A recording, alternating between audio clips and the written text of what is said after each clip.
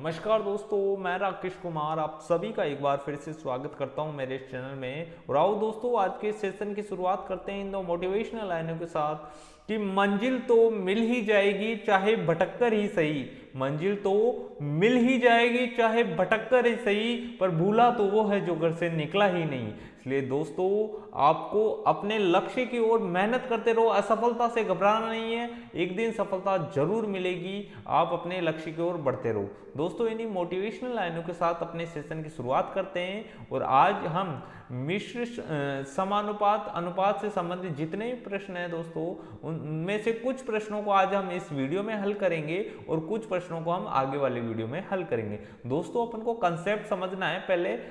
मेरा उद्देश्य ये नहीं कि जो मैं प्रश्न करवा रहा हूँ सेम डिट्टो ये का ये प्रश्न आएगा। आप ये कंसेप्ट को समझोगे तो आप कोई भी टाइप का प्रश्न आए आप आसानी से कर पाओगे। इसलिए आप सभी से अनुरोध करूंगा, आप कंसेप्ट को समझने पर ध्यान दें ज्यादा। आओ दोस्तों, सीधा प्रश्नों को समझते हुए अपन कंसेप्ट को समझेंगे। दोस्तों, इस चीज को देखना। और मैं अलग अलग टाइप के प्रश्न लूंगा दोस्तों, एक ही प्रश्न के टाइप को बार बार रिपीट नहीं करूंगा। ऐसा तो आप प्रैक्टिस, ये सिर्फ आपको प्रैक्टिस के लिए दिया जाता है। तो दोस्तों, आपको इसकी प्रैक्टिस करनी है बार बार, जिससे कि आपकी कैलकुलेशन अच्छी हो जाएगी। और कैलकुलेशन अच्छी करने का तरीका एक ही है, बार बार प्रैक्टिस करो। तो आओ दोस्तों, प्रश्न देखो, इसको पढ़ो और समझो। पहले प्रश्न को पढ़ना है दोस्तों, उसको समझना है वो कह रहा क्या है, उसके बाद आगे बढ़ो। देखो, निम्नलिखित चार अनुपातों का एक मिश्रित अनुपात प्राप्त करें। दोस्तों, ये चार अनुपात है और इनको मिश्रित अनुपात ज्ञात करना है। तो दोस्तों, पहले इनको इस प्रकार लिख लेता हूं। दिया हुआ है 4:3। पहला दिया हुआ है 4:3, इसको सबको मैं ऐसे लिख लेता हूं 4:3। दूसरा है 9:13 और इनका मिश्र अनुपात ज्ञात करना है, सबको मिलाकर 26:13। यह है 26:5 और 2:15। तो देखो दोस्तों, अब देखो इसमें करना क्या है। जो या तो आप ऐसा करो, अगर आपको समझ में नहीं आया तो इन सबको गुणा करके यहाँ लिखो। इन सबको, ये 15 है दोस्तों, ये 15 है। इन सबको गुणा करके यहाँ लिखो और उसके बाद हल कर लो, जो उत्तर आएगा वही आएगा। अब आप ऐसा भी कर सकते हो, यहाँ से डायरेक्ट काट सकते हो। 13 का भाग 26 में दिया तो ये 2 बार गया। अब 3 का भाग इसमें दिया तो ये 3 बार गया। और 3 से इसको काटा 15 को, तो ये कितने बार चले गया, 5 बार गया। अब देखो दोस्तों, ये कितना हो गया, 4, 4 दूनी 8, 8 दूनी 16, यानी यहाँ तो आ गया 16। और अनुपात देखो, 5 को 5 से गुणा किया तो दोस्तों 25, यानी इसका इन सब का मिश्रित अनुपात कितना आ गया दोस्तों, 16:25, यानी ऑप्शन में से देख लो। अब देखो दोस्तों, आपको प्रश्न ध्यान से पढ़ना है। देखो 16:25 ऑप्शन ए की इसका उत्तर आ गया। अगर मान लो ये प्रश्न मतलब पहले ऑप्शन में ये देता तो बहुत से बच्चे 25:16 कर देते, पर अपन को प्रश्न को ध्यान से पढ़ना है और उसके सॉरी उसके बाद ही उत्तर देना है। देखो दोस्तों, आगे का प्रश्न देखते हैं, उस कंसेप्ट को समझते हैं और उसको हल करने का प्रयास करते हैं। देखो, 3 संख्याएं आपस में 1:2:3 के अनुपात में है तथा उनके वर्गों का योग। दोस्तों, यहां दिया गया है वर्गों का योग दिया गया है। तो इस प्रश्न को समझना है दोस्तों, ये संख्याओं का अनुपात है। सपोज डेट, जैसे कि ये संख्या ऐसे है कि 5:10:15 है, तो भी इनका अनुपात कितना है, 1:2:3 है। और माफी चाहूंगा दोस्तों, एक बार मैं इसका नेट ऑफ कर देता हूं, ये लो, जिससे कि अवरोध पैदा ना हो। ये लो, देखो इधर ये अगर ये मान होगा तो भी ये अनुपात होगा। यानी मैं कहना चाह रहा हूं दोस्तों, इनका कितना भी मल्टीपल हो सकता है, यानी सेम ही संख्या इनसे कितनी भी गुणा हो सकती है, 5 भी, 10 भी, 20 भी, कितनी भी गुणा हो सकती है। तो 3 संख्याओं को आपस में अनुपात ये है। तो मैं इसको एक बार ऐसे मान लेता हूं। देखो, मैं इसको मिटाकर इसको अच्छे से लिख देता हूं एक बार। देखो दोस्तों, आपको कुछ चीज समझ में नहीं आया तो कमेंट बॉक्स में जाकर लिखिएगा, मैं आपको बहुत ही साधारण भाषा में आसान तरीके से समझाऊंगा। देखो, यहाँ है 1:2:3। तो मैं इसको ऐसे मान लेता हूं कि ये अनुपात है 1x:2x:3x। ये ऐसे दोस्तों, x कोई भी अचर पद मैंने गुणा कर लिया और उससे कोई फर्क नहीं पड़ेगा, क्योंकि आप x जगह हर जगह x काटोगे तो अनुपात 1:2:3 ही आएगा।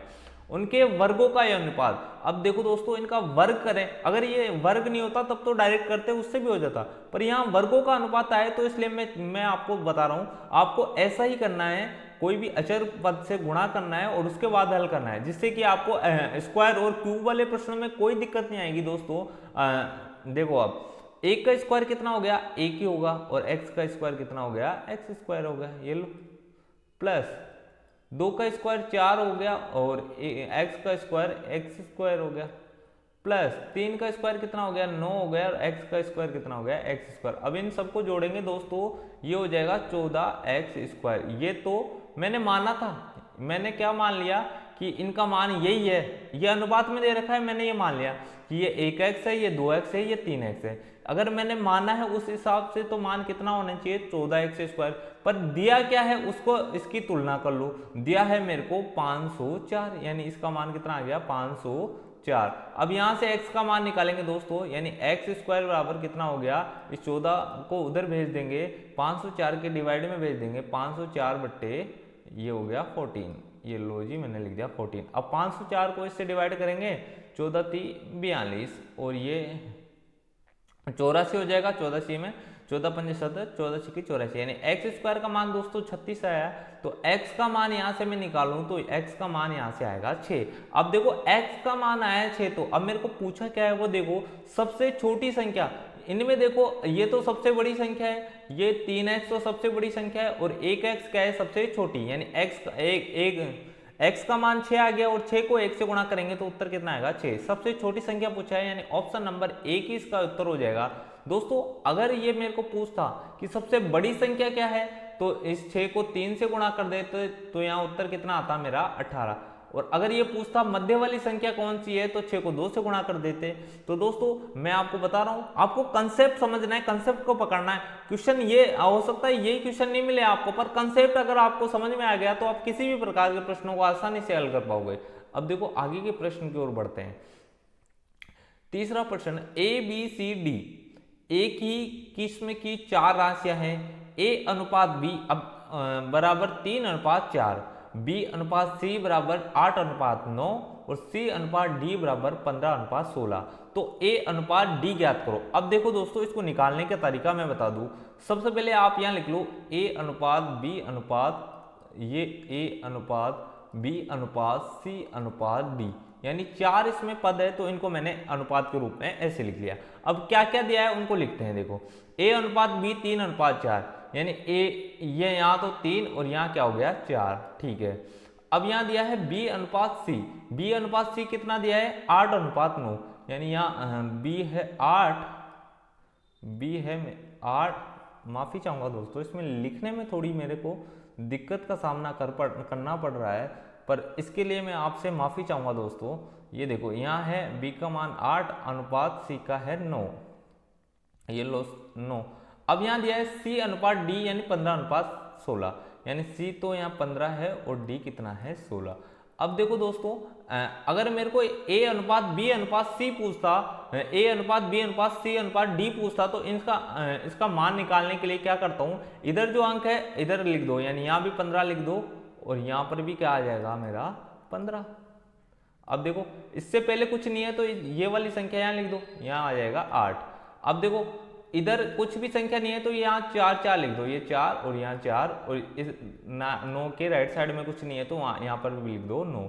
अब देखो मेरे को पूछा क्या है इसने, ए अनुपात डी पूछा है दोस्तों, तो अपन डायरेक्ट निकाल लेंगे। देखो ए अनुपात डी मतलब इसका मान और इसके मानों को देख लें अपन, ए के मान ये है और डी के मान ये है, तो मैं अगर कोई संख्या कट रही है तो उसको काट लो। देखो 3 का भाग 9 में देंगे तो कितनी बार गया, 3 बार गया, और ये 8 का भाग इसमें 16 में देंगे तो 2 बार चले जाएगा। फिर इस 3 का भाग इस 15 में देंगे तो 5 बार जाएगा, यानी इधर तो कितना बच गया 5 बच गया अनुपात, इधर कितना बच गया 4 दूनी 8 बच गया, यानी ये आ गया मेरा 5:8। ऑप्शन नंबर, देखो दोस्तों अब इसमें सावधानी से उत्तर देना है। यहाँ ऑप्शन पहले में 8:5 है, जबकि ये पूछा है ए अनुपात डी, यानी ए अनुपात डी तो 5:8 होगा, परंतु अगर ये मेरे को डी अनुपात ए पूछता तब मेरा 8:5 होता, परंतु ये मेरे को ए अनुपात डी पूछ रहा है, तो इसका उत्तर हो जाएगा ऑप्शन नंबर 2।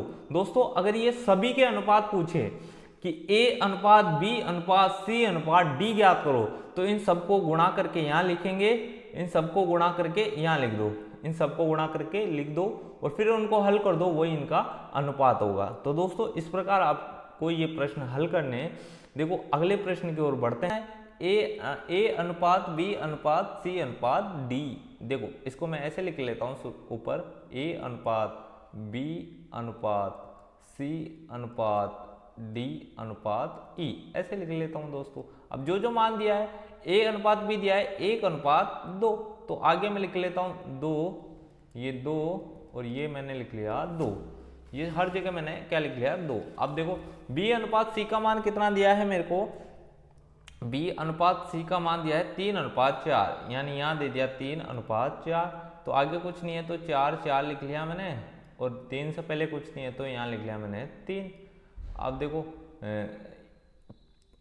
सी अनुपात डी दिया है 6 अनुपात 9, यहाँ लिख गया है 6 अनुपात ये 9, आगे कुछ नहीं है तो यहाँ लिख लूंगा 9, और इधर कुछ नहीं है तो यहाँ लिख लूंगा 6, और इधर भी लिख लूंगा 6। अब देखो डी अनुपात ई दिया है मेरे को 12 अनुपात 16, ये दिया है 12 अनुपात 16, और यहाँ लिख लेंगे 12, और इधर भी आ जाएगा 12, और इधर भी आएगा 12। अब देखो अब क्या करना है, सबसे पहले ये 3 इसमें भी है, इसमें भी है, और इसमें भाग देंगे तो 2 बार चले जाएगा, और इसमें भाग देंगे तो 3 बार जाएगा, और इसमें भाग देंगे तो 3 बार जाएगा। फिर अपन 3 से फिर काट सकते हैं, तो ये गया, ये 3 कटा, ये 3 कटा, और यहाँ आ गया 4, यहाँ आ गया 4, और यहाँ क्या आ गया 4।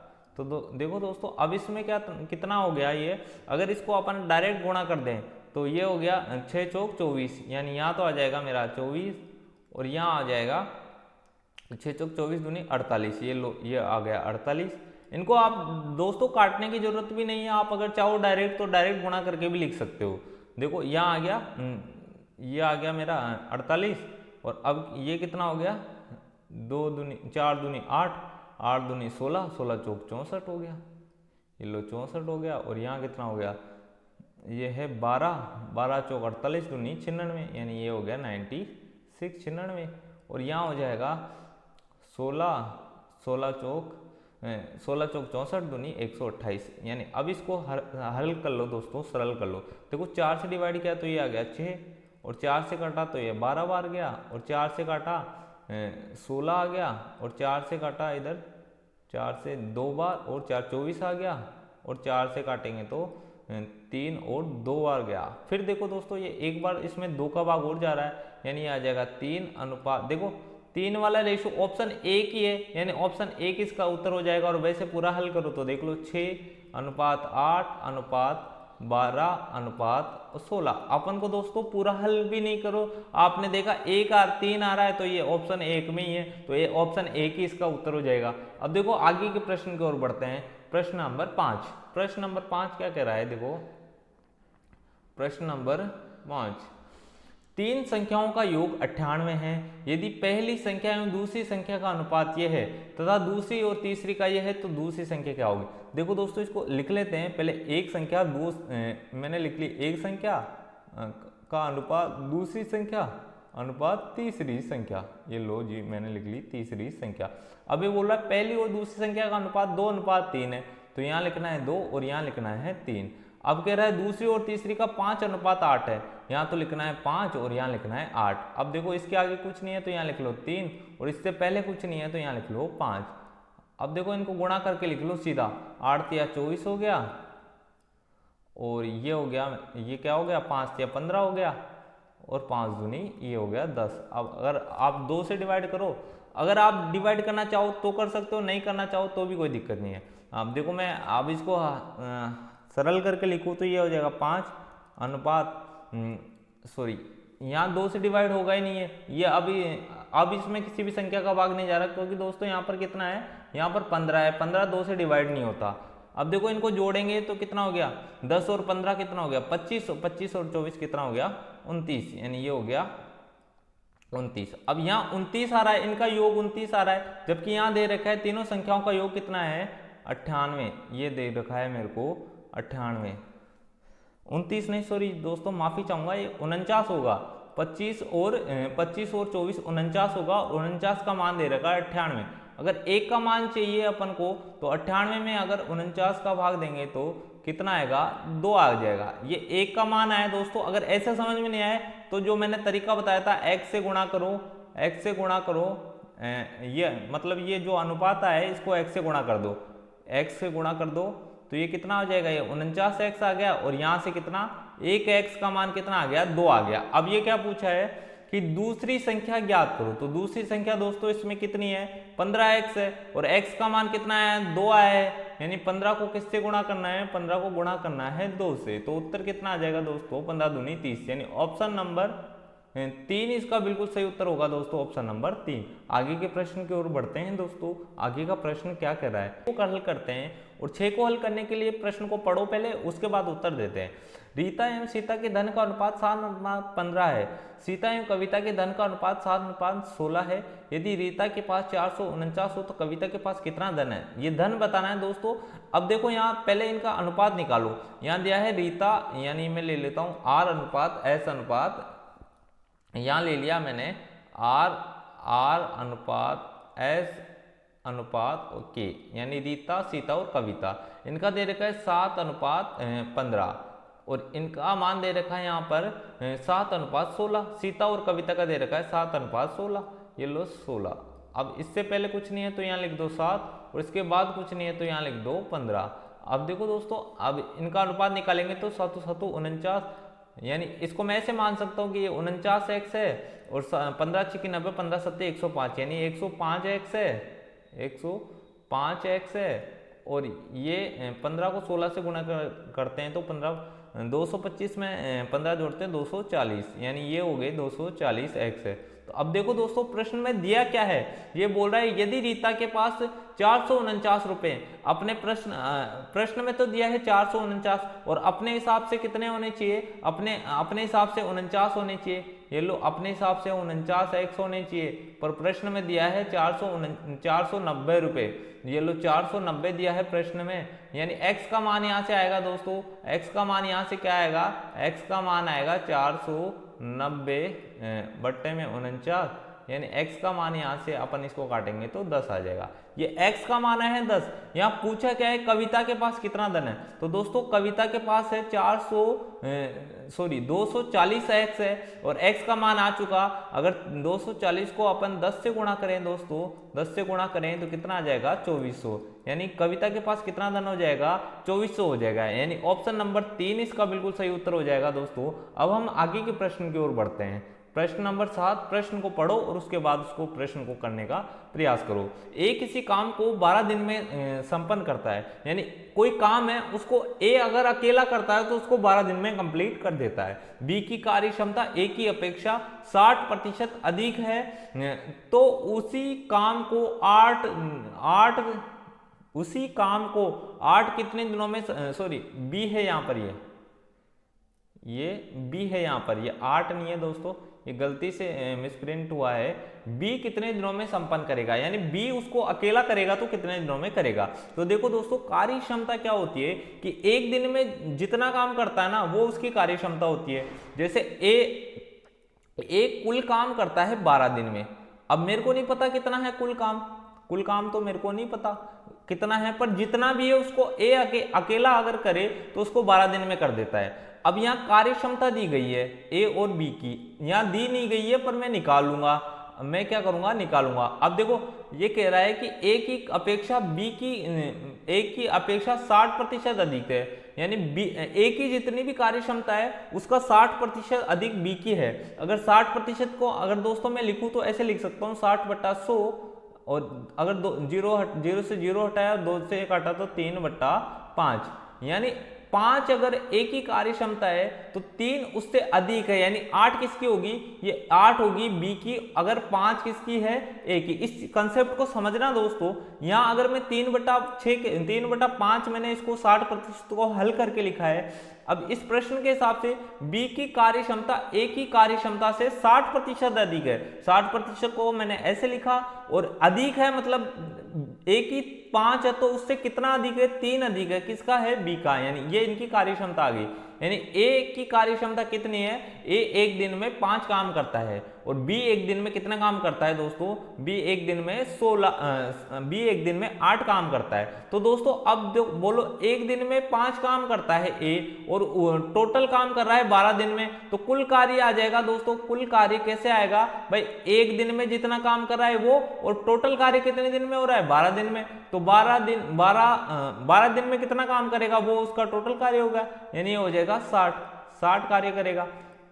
यानी इसका उत्तर क्या होगा दोस्तों, देखो कुल कार्य तो कितना हो गया, 60 हो गया, पर अब ये बी की कार्य क्षमता निकालनी है, बी की कार्य क्षमता निकालनी है। और बी की कार्य क्षमता कैसे आएगी दोस्तों, बी की कार्य क्षमता आएगी 60/8, यानी इससे बी की कार्य क्षमता हो जाएगी 8 7 56 और 1/2, 7 सही 1/2 आएगा दोस्तों इसमें उत्तर, 7 सही 1/2